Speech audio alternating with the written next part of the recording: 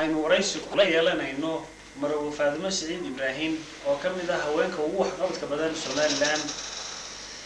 Faadimo Saciid Ibraahim hadda waa gudoomiyaha ururka Odaxa, sidoo kale waxay hore uga soo shaqayn jirtay hay'adda qaramada midoobay UNDP. meelaha kale ee asaastay waxa ka mid ah jaamacadda Berbera ee lagu barto culuumta badda. waxyaabo kale oo dheeraad ah oo badan oo ay qabatayna waa jiraan, laakiin waxaynu gudagali doonaa waraysigeennii. Marwo Faadimo, waxa aad noo sheegtaa magaca hooyada. بسم الله الرحمن الرحيم. مقع هويدو وحين عذر عبد الله عامله. xilliga iyo meesha aad ku dhalatay. waxaan ku dhashay horta miyiga Oodweyne. waxaan dhashay 1961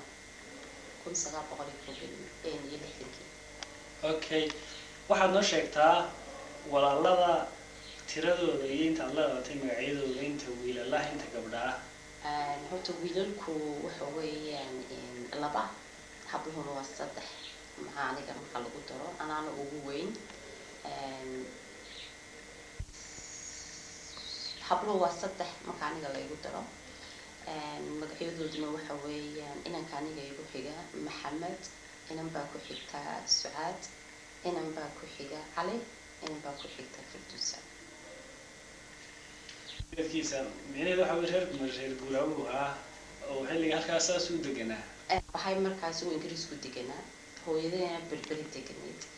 laakiin maxaa ahayd bahayeyga oo dadka maxaa ahayd meelaha diga ah. dabeetana markay hooyo Berberi ku xanuunsatay badeedna la yidhi kaalide caana geel iyo hawada aad soo qaadatid. markaas sidaa awadeed baan maxaa ahayd ay u baxday. marka waxaad nooga warantaa yaraantaadii halka aad ka bilowday dugsiyada waxbarashada ee hoose. horta markii aan Ingiriiska waa aabbahay Allah raxmadu na geeyey waxaan ahaa 2-3 jir meelahaas. dadna iskuulka kindergartenka ilaa maxaa ahayd intermediate-ka, secondary-ga, jaamacadda kulli waxaan kusoo dhamaystay Ingiriiska. marka xilliyadii oo kale tusaale ahaan dugsiga hoose goortii aad bilowday iyo magaciisa, dugsiga dhexe goortii aad bilowday iyo magaciisa. kindergartenka waxaan ka galay school Newport ku yaala oo la yidhaaho Pilgrimley school. marka wuxuu iskaga jiray kindergartenkii iyo junior schoolkii. Ingiriisku intermediate ma laha, marka maca intermediate-ku wuxuu galaa junior schoolka. marka adugu ilaa kindergartenka ilaa maxay ahayd intermediate-kii aan ku wareegayay high schoolka, secondary schoolka waxa la oran jiray Pilgrimley junior. markii dambena waxaan u wareegay secondary schoolkii oo maxay ahayd waxa la yidhaahaa different high school oo comprehensive ahaa. that means muuhayn grammar school, hablaya wiilalbada ku wada jiro.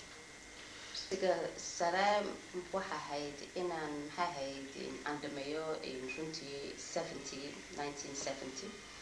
dabeetna aan college-ka u wareego. laakiin waxaan doorbiday inaan sii joogo 2 sannadood intaan college-ka tegi lahaa ama maxaa ahayd aan ugu wareegi. waxaa jirta college-ka waxaad tegaysaa intaana jaamacadda gelin. marka waa 2 sannadood. 2 sannadood maxaa ahayd 2 mid baa lagu doorsiinaya, ama iskuulkaagaad kusii jiraysaa oo waxaad gelaysaa wax la yidhaahaa upper school. upper schoolkaas markaa waxa weeye 2 sannadood waxaad darajo la yeelanaysaa macallimiinta. marka waxaad lagu siinayaa badge, waxaa lagu aqoonsanayaa adigu macallimad yar, prefect baad noqonaysaa. marka wixii kaa yaraa oo dhan baad adigu maxay ahayd half macallin u noqonaysaa. marka waxaan doorbiday anigu inaan iskuulka kusii jiro oon darajada ka gaadho. marka waxaan ka baxay 72-kii. 72-kii waxaa 79-kii. marka waxaad bilowday jaamacad mise shaqo labada ka ayaa bilowday markuu secondary ku dhamaaday. aduu markaan secondary-gan sidaa uga baxay maxaa ahayd waxa ahayd inaan jaamacadda aan galo, laakiin maxaa ahayd waan aqal galay. waxaana ku aqalgalay sagaal iyo toddobaatankii waxaan ku aqalgalay muxuu ahaa allahuma salli ala maxamed xama muqdisho. odaygayga isaguna markaa kasoo baxayay jaamacadda gahiir, markaa halkaasaan ku aqalgalay.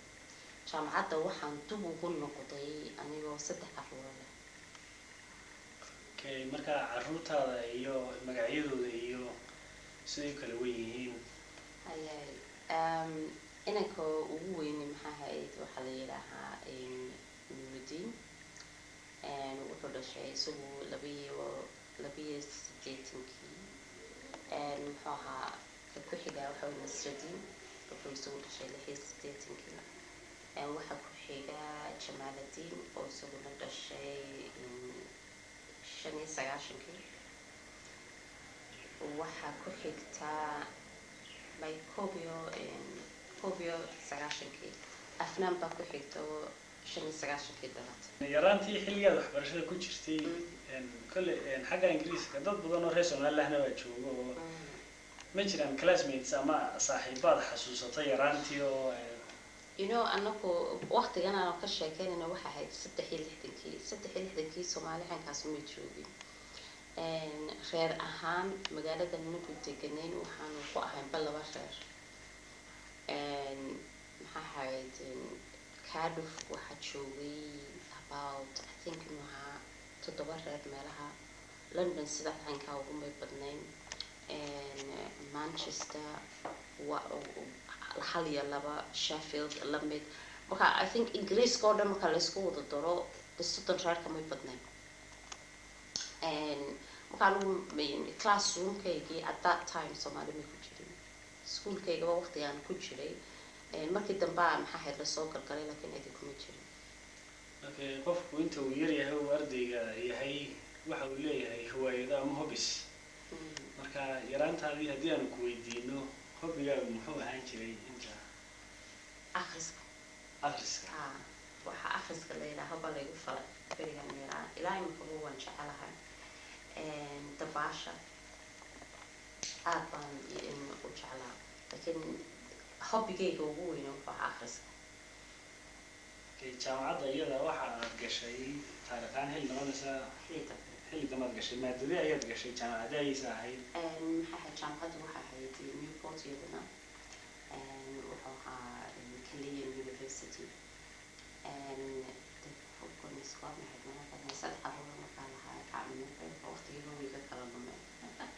laakiin waxa ahayd maraan maxaa ahayd aan Somaliland uga noqday, kusoo noqday, ka noqday. marka it was a long time. maadadii ayaad markaa jaamacadda ka gashay? macalimad baan kaga soo taxasuusay in English and biology. okay, goorma ayaad markaa bilowday shaqadii koowaad ee si rasmi ah aad u qabato? shaqadii koowaad si rasmiya u qabto waxa ahayd Muqdisho. waxa ahayd aduu 79 I think December meelahaas inay ahayd iyo November waxa ahayd baan garanay. marka USA kan ambassador Mareykanka aan u noqday secretariat. markii dambena maxaa ahayd field officer oo dadna field finger. shaqada intee leeg baad haysay xogeynimada? waxay kaasamaan joogin markiiba way dalacsiin. shaqadii labaad ee taa kugu xigtay iyada maxay ahayd? shaqadii taa igu xigtay waxay ahayd markii uu dagaalku dabeetana dib ugu noqday Ingiriiska. markaana maxaa ahayd waxaan dowladda Ingiriiska u shaqeynayay oo maxaa ahayd kuwa guryaha bixiyay baan maxaa ahayd aan ahaa. at the same time waxa ahayd waqtigii aan SNMT iyo waxa aan maxaa ahayd u shaqeynayay oo taanaha part time baan uga shaqeyn jiray oo maxaa ahayd sidii aan dowladda iyo dadweynaha Ingiriiska uga daadejin karaayo dagaalka ka socda baahida ay qabaan maxaa ahayd dadka Ethiopia jooga qaxootiga Soomaalida sidii loo keeni lahaa Ingiriiska. maxaa ahayd sida aanu adigu shaqadaas oo aad u fara badnayd laakiin dhinaca kalena dowladda noo shaqayn jiray. okay dabcan marka waxa kale oo jiray hawlaha ay qurba joogku ka geysan jireen SNM waxa ka mid ahayd ururinta qaadhaanka oo kale contribution-ka wuxuu ahaa ururinta dhaqaalaha, ururinta maxaa ahayd dharka oo wixii dhara naga yaraada ama maxaa ahayd meelaha kasoo ururnan soo diri jirnay, qaxootiga soo diri jirnay. maxaa ahayd first aid kitska sida bandage-yada, maxaa ahayd wax loo xitaa ay u baahan yihiin. waxa ahayd sidii qofka dhaawaca aada u dhaawacaa sidii loo soo kaxayn lahaa maxaa ahayd ama carabta ama cadi sababa loo keeni lahaa si ay dhakhtar maxaa ahayd u heli lahaa. marka runtii shaqadu way fara badnayd, may ahayn wax yar. niyaad ka xasuusataa dadkii kale ee hawshaas idin kale ka shaqayn jiray xilligaa hayay way badnayd, aad bay u badnayd. waxaan markii dambe aanu furnay meel la yidhahaa the Somali muxuu ahaa advice center oo Cardiff ku taalay. inanka Cabdikariim maxaa ahayd aabad baa maxaa ahayd si fiican ula shaqayn jiray. Fawziya maxaa ahayd Allahumma salli ala Muhammad way badnaayeen hablo iyo inamaduba.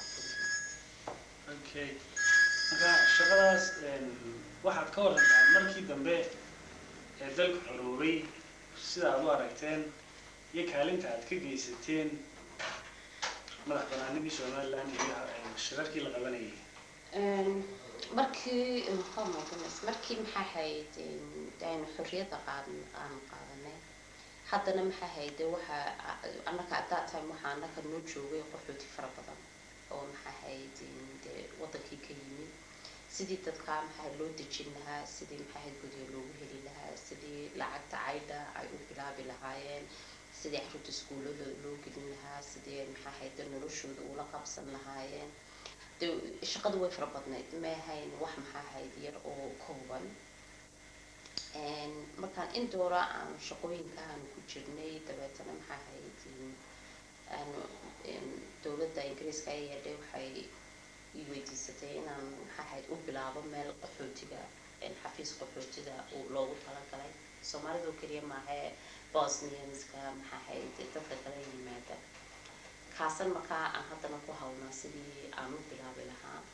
by the time kaasuu si fiican u shaqeeyo aan baqaaday waxa ahayd waqtiga aan dabeetana aan jeclaanay qoys ahaan inaan Somaliland ugu soo guurno.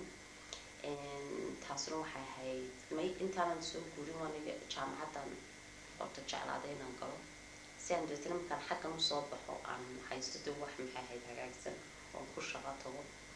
markaan anigoo 3 carruur baan jaamacadda galay anigoo 4 carruur aan kasoo baxay. dabeetana odagaygaa soo horreeyay annaguna waan ka daba nimi. waxaan nimi wadanka 98 May.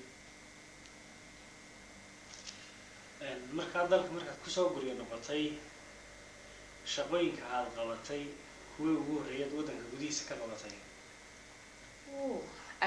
shaqadii ugu horreysay ee aan galay waxa ahayd Swiss Group.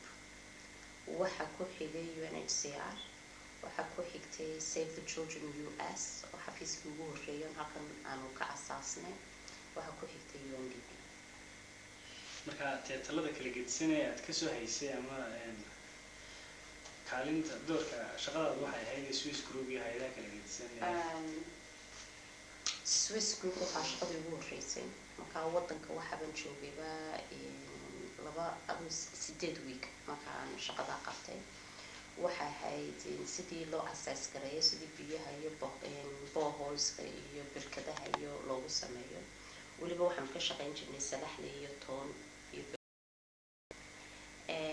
tii labaad waxay ahayd UNHCR qaybta social services iyo dhalinyarada especially carruurta iyo qaxootiga Ethiopia ka yimaada. Save the Children maxaa ahayd waxaan haystay qaybta child protection cordon oo ah cross border. marka waxaan ka shaqayn jiray Hargeysa iyo Ethiopia. maxaa ahayd 3 cishan waxaan joogi jiray Hargeysa iyo 3 cishan waxaan joogi jiray maxaa ahayd Ethiopia. taa waxay ugu xigtay dabeetana maxaa ahayd UNDP. UNDP-na waxaan kaga bilaabay UNDP waxay ahayd iyo Office for Human Rights oo Geneva ku xidhan taa maxay ahayd waxaan ka shaqayn jirnay xuquuqul insaanka tacdiyaadka maxay ahayd dadka berigii dagaalka loo geystay waanigii maxay ahayd bilaabay dayactirkii muxuu ahaa maka duldulad maxay ahayd taa haddana waan kasoo baxay waxaan markaa shaqo galay muxuu ahaa qaybtan kale rule of law and security-ga booliiska iyo asluubta iyo maxay ahayd mine actionkii iyo qaybtan kale dibadejintii la shaqeynaysa okay marka xilligan rolliska tusaale ahaan waxaa hasta waxyaabo fara badan oo oran jirteen oo ay ka mid yihiin koodhadan SPU oo kale oo aad siin jirteen booliska waxyaabihii ugu waaweynaa UNDP shaqadeedu aad bay u fara badnayd waxaan intii aan la joogay waxaan u malaynaya waxaan sameynay malaha laba malso saylac waxaanu ka dhisnay muxuu ahaa xabsi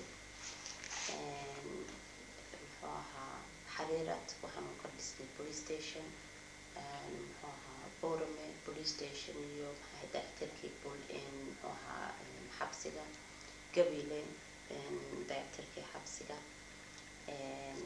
hargeysa xabsiga weyn maxaa ahayd hargeysa maxaa ahayd xabsiga dhexe dayactirkiisii new hargeysa dayactirkiisii allahuma salli ala maxamed goodness mandera qaybta saraakiisha iyo qaybta kale iyo qaybtii dumarka berbera xabsigii iyo police stationkeedii muxuu ahaa burco muxuu ahaa maxkamadii attorney general's office police stationkii muxuu ahaa iyadana police station baan maxkamad baan meel ka sameynay muxuu ahaa gar adagna maxay ahayd waan u dayactishankii muxuu ahaa iyo xabsigii iyo maxkamadii dhexe iyo maxkamadii sare muxuu ahaa xaggan kale markaa loo baxona maxay ahayd iyo guri baanu maxkamad aanu ka sameynay soo noqo waan kala ilaabay wadeedba hargeysa gudaheedana shaqadeeda way fara badnayd maxkamadii maxay ahayd legal clinica jaamacadda muxuu ahaa allahuma salli ala maxamed attorney general's office-ka muxuu ahaa aduu de ma qiyaasi karaayo aad bay u fara badnayd iyadoo hargeysa sameyntii maxay ahayd dumarka booliiska maxay ahayd CID-da muxuu ahaa SPU-da sameynteeda muxuu ahaa qalabeynteeda baabuurteeda baabuurta muxuu ahaa lagu guri lahaa maxaabiista 3 baabuuran keenay maxay ahayd timee qiyaasi karaya way fara badan tahay ma waxay xasuusniba intii badnaydba markaa shaqada UNDP oo ah toogu badan ee aad ka shaqaysay hay-adahan xilligii aad bilowday iyo xilligii aad joojisay ama ay dhamaatay goormadii ahayd goormahay markaan bilaabay allahuma salli ala maxamed Save the Children waxaan ka tegay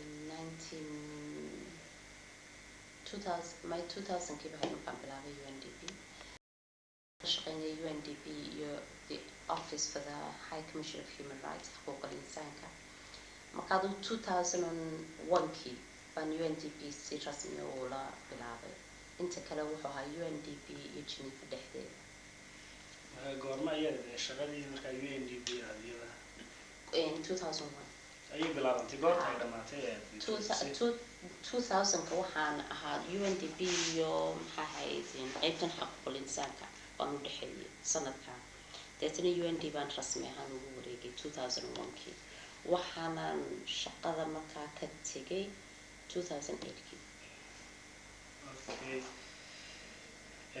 meelada waxaynu kasoo yaro boodnay waxaa jiray intii aad qurbaha ku maqnaydeen Somaliland markii la xorowday waxa markii dalku soo xoroobay dagaalo sokeeye ayaa dalka bilaabmay oo burco oo kale berbera iyo hargeysa ka dhacay marka sidee ay dagaaladaas dareenkiina u saameeyeen damintooda sidee uga hawl gasheen wallahi horta maxaa ahayd dagaalkaas sokeeye horta anagu wuxuu noqday dagaalka kaliya naga daadigi waayba oo maskaxdayadaba maxaa ahayd ka daadigi waayay buu ahaa sababtoo waxa weeyaan waxaanu aada uga hawlnayn sidii wadanku u xoroobi lahaa xitaa anigu waxaan sameeyey documentarygii ugu horreeyey ee ingiriiska lagu sameeyo oo maxaa ahayd ka turjubaanaya dagaalkii diyaaradihii rusheynaysaa maxaa ahayd deetna afhayeenka safaaradda soomaalida ee london maxaa ahayd ku taala la wareystay suraar maxaa ahayd cajaladaas oo noqotay cajalad aada u xasaasi badan oo siyaad bare uu xitaa wanted liska igaga qoray uu yidhi gabadhaa samaysay wadanka hadday soo gasho waana la xidho programkii labaad oo aan Djibouti ku sameeyo markaan anagiyo teamkii sameynayna aan Djibouti ka degnay xitaa lanagu xidhay oo lanagu yidhi maxaa ahayd gabadhan kuma soo digeli karto Djibouti waxaan ka baqanaynaa inaan la xidho ama la dilo oo apparently la yidhi maxaa ahayd siyaad bare waxa wanted markii dambe wuxuu yidhi waaba in la dilo gabadhan markii dambe waxaana soo daayay oo magaalada Djibouti lagu soo daayay safiirkii ingiriiska ee joogay kii Faransiiska oo maxaa ahayd noo damaanad qaaday markii aan soo noqonaynayna diyaaradihii kale waa lanoo aamini waayay diyaaradii uu maxaa ahayd markaa waxa haystay Djibouti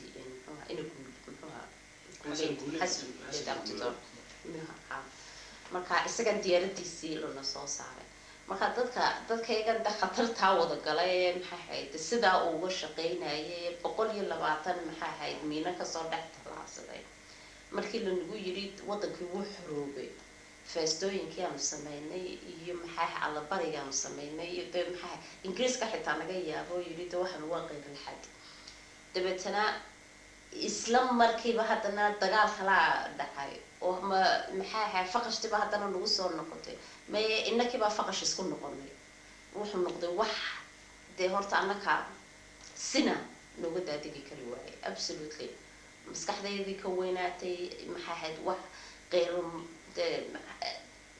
qeyr maquul nagu noqotay unbay ahayd markaa runtii siday xaggan u saameysay horta may nagu saameyn oo de waxaan ka baqanaynay inay de ingiriiskana ay ka dhacdo de reeruhu isku dhacaan laakiin runtii horta dee juru yar iyo maxaa ahayd de waad iska garanaysaa ee de maxaa ahayd maqaaxiyada oo de maxaa ahayd laysku yiraa maxaa ahayd afdhaafo dumarkii oo qaaraankii ay wada guri jireen de ku kala baxay iyo maxaa ahayd laakiin de dhalinyaradu mabay fahmaynba wax alla waxaa ka socday iyo waxa laysku dilayay iyo they didn't understand marka runtii aad sida aanu de halkan oo kale de laysku dilayay de xabada layskugu qaaday alxamdulilah may noo saameyn laakiin waxa ahayd wax maxaa ahayd cajaayibaada maxaa ahayd saameyn hoosena yeelatay sababtoo waxa weeyaan dad iswada guursaday oo oo abti eedo ilmaadeer waxaankaas isku wada noqday oo haddana isyaro waji dad baayo maxaa ahayd aroosyada la iskugu imanayno maxaa ahayd aduu sidaas unbuu mu ahayn wax dagaalo dee maxaa ahayd rag qaar way jireen dee gacmaha iskula tagay laakiin alxamdulilah de xabadu maanu haysan hadda xabada cidima isla dhacin laakiin de wuxuu ahaa wax aada iyo aada iyo aad